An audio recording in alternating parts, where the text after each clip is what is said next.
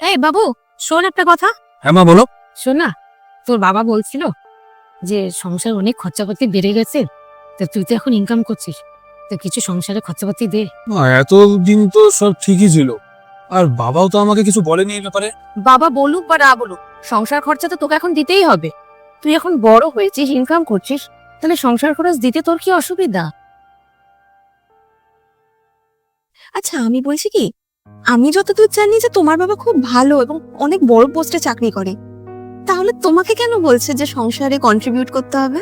কি জানি কেন এরকম বলছে, তবে আমার বাবা মা আমাকে অনেক ভালো মতন মানুষ করেছে, আমাকে ভালো জায়গায় পড়িয়েছে লিখিয়েছে, আমাকে এরকম জায়গায় দাঁড় করিয়েছে যে আমি একটা ভালো চাকরি করতে পারি। তো এবার আমার পালা তাদের জন্য কিছু করার। আচ্ছা দিদি, আহ ঘরে আমাদের মোটামুটি মাসে কিরকম খরচা হয়? আমাদের সংসারে তো মোটামুটি অনেকই খরচা হয়। দেখ, মুদির দোকানে ইলেকট্রিক বিল, তারপরে দুধের খরচা, পেপার, এইসব নিয়ে অনেক টাকাই খরচা হয়। তাও ধরে রাখ 25-30 হাজার টাকা তো হবেই।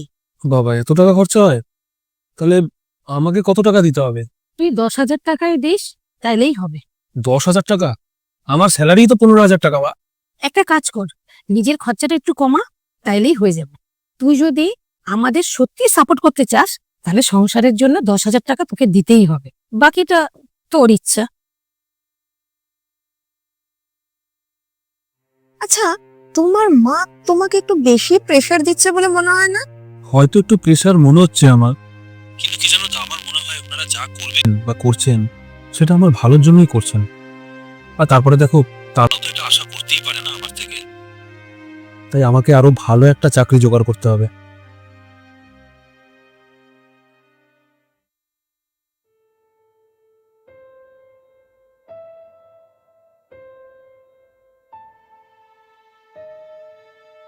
মা শোনো, বলছি আমি একটা ভালো চাকরি পেয়ে গেছি।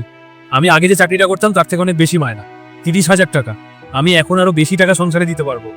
শোন ভাই, তোকে আমরা ইচ্ছা করে বলেছিলাম সংসারে টাকা দেওয়ার কথাটা। ইচ্ছা করে মানে? হ্যাঁ, যাতে তুই আরো ভালো চাকরি খোঁজার চেষ্টা করি।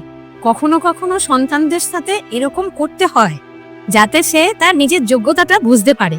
এটা করে তোমরা ঠিকই করেছো, তাতে আমি নিজের যোগ্যতাটা বুঝতে পেরেছি এবং এটাও বুঝতে পেরেছি যে আমি কতটা কি করতে পারি। এখন আমি নিজের হাত খরচা বাদ দিয়ে সংসারে কন্ট্রিবিউটও করতে পারবো, আবার নিজের জন্য টাকা সেভিংও করতে পারবো। আর হ্যাঁ, আমি এখানে আর থেমে থাকবো না, নিজেকে আরো বেশি ইমপ্রুভ করব, আর এর থেকেও ভালো যাতে চাকরি পেতে পারি সেটা চেষ্টা করবো।